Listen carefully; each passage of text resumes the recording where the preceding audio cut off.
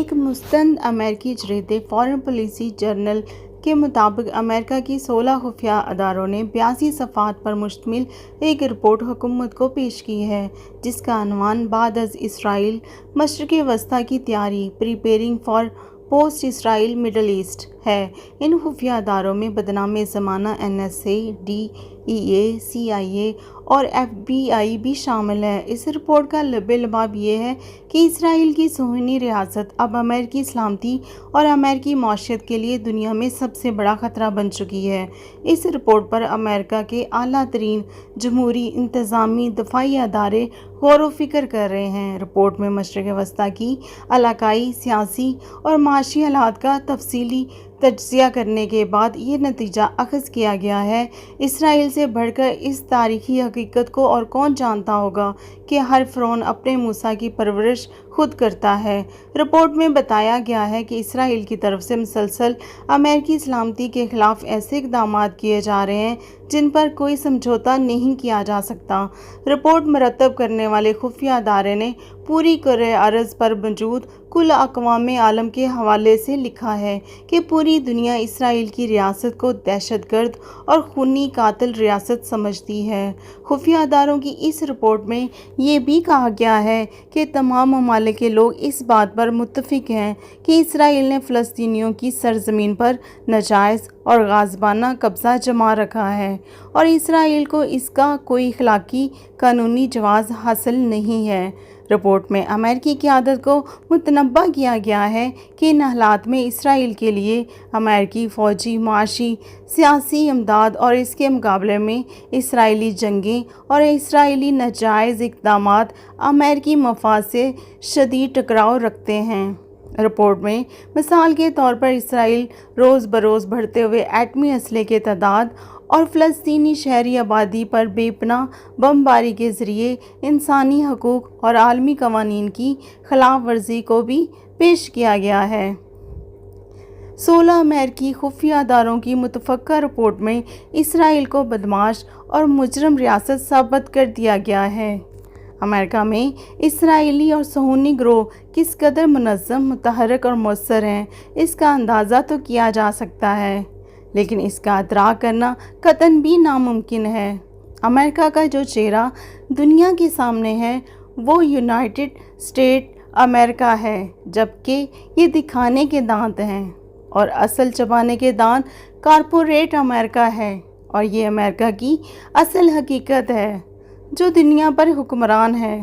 Corporate امریکہ دنیا کے سامنے یونائٹڈ اسٹیٹس آف امریکہ کو تگنی کا ناچ نچاتا ہے۔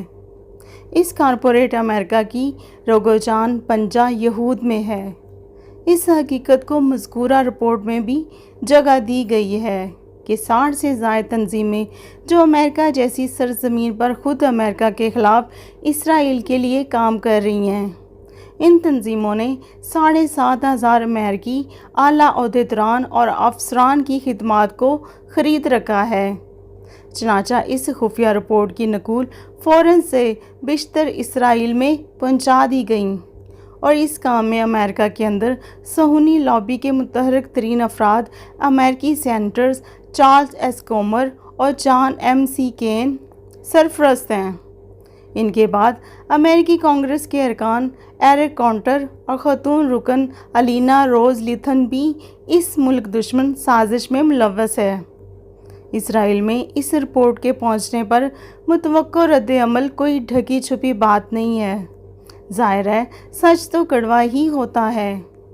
چنانچہ اسرائیل وزیر اعظم اس رپورٹ پر بہت سیخ پا ہوئے اور انہوں نے کہا امریکہ میں صہیونی ایجنٹ اس رپورٹ کے مرتب کرنے والوں سے شدید انتقام لیں گے۔ انہوں نے خاص طور پر امریکی افواج کے سربراہ اور امریکی صدر کو بھی اپنی شدید ترین تنقید کا نشانہ بنایا۔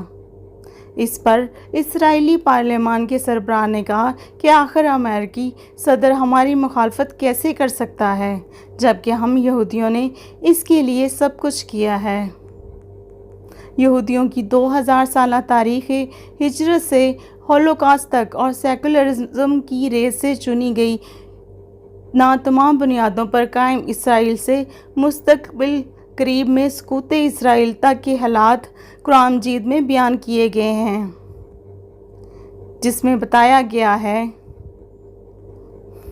اللہ تعالیٰ کے ذمے یا انسانوں کے ذمے پناہ مل گئی ان کو، تو یہ اور بات ہے، یہ اللہ تعالیٰ کے غضب میں گھر چکے ہیں، ان پر محتاجی مغلوبی مسلط کر دی گئی ہے، اور یہ سب کچھ صرف اس وجہ سے ہوا کہ یہ اللہ تعالیٰ کی آیات سے کفر کرتے رہے اور انہوں نے پیغمبروں کو ناحق قتل کیا۔ یہ ان کی نافرمانیوں اور زیادتیوں کا انجام ہے۔ آج یہ نوشتہ دیوار ہے کہ سلطنت اسرائیل کی عمارت منہدم ہونے کو ہے۔ امریکہ کی کئی ریاستوں میں علیحدگی کی تحریکیں چل رہی ہیں اور امریکی معیشت اپنی تاریخ کے بدترین بحران سے دوچار ہے۔ ان حالات میں وہ اسرائیل کو کیوں کر سہارا دے سکتا ہے؟ مشرق وسطیٰ کے نقشے میں اسرائیل کی ریاست کھجور کی ایک گٹھلی کی مانند ہے، جس کی چوڑائی بعض مقامات پر اکیلے ہندسوں جتنے کلومیٹر کے برابر رہ جاتی ہے۔ قیام اسرائیل کے بعد سے سیکولرزم نے فلسطین کے ہاں ڈیرے ڈالے رکھے اور سیکولر اور کمیونسٹ نظریات رکھنے والی قیادت نے فلسطینی مسلمانوں کے بند بھاؤ لگائے اور انہیں اپنی ذاتی مفاد کی خاطر عالمی منڈیوں میں ساہوکاروں کے ہاتھوں فروخت کیا اور دولت شہرت کی بلندیوں کو چھوتے رہے۔ لیکن آفرین اس قوم پر جس نے بہت جلد اپنے رب کو اور خود اپنی حقیقت کو پہچان لیا اور دیندار، جرأت مند اور صالح قیادت کا انتخاب کیا۔ اس انتخاب کے بعد سے اسرائیل کے دن گنے جا چکے ہیں اور اب نوبت یہاں تک پہنچی ہے کہ اسرائیل کے علاقے نفوس انسانی سے خالی ہوتے جا رہے ہیں۔ وہ اسرائیل جو ایک مدت پہلے تک اپنے شہریوں کے لیے نئی بستیاں بسانے کے لیے فلسطینیوں کی زمین پر غاصبانہ فکر میں تھا، آج قانون سازی کے ذریعے اپنے شہریوں کو نقل مکانی سے روکنے پر مجبور ہے۔ اسرائیل اپنے قیام کے بعد سے مسلسل سکڑتا چلا جا رہا ہے۔ تاریخ کے تھپیڑے فلسطینی مسلمانوں کے جذبہ قتال کی شکل میں اسرائیل کی ریاست کو ہر طرف سے کاٹ کاٹ کر فلسطین میں دریا برد کرتے رہے، اور آج کا اسرائیل 1948 کے اسرائیل کے سامنے کٹا پھٹا اور 5-6 گنا چھوٹا اسرائیل ہے۔ کہانی کا یہ تسلسل بہت جلد اسرائیل کو نیست و نابود کر دے گا، انشاءاللہ۔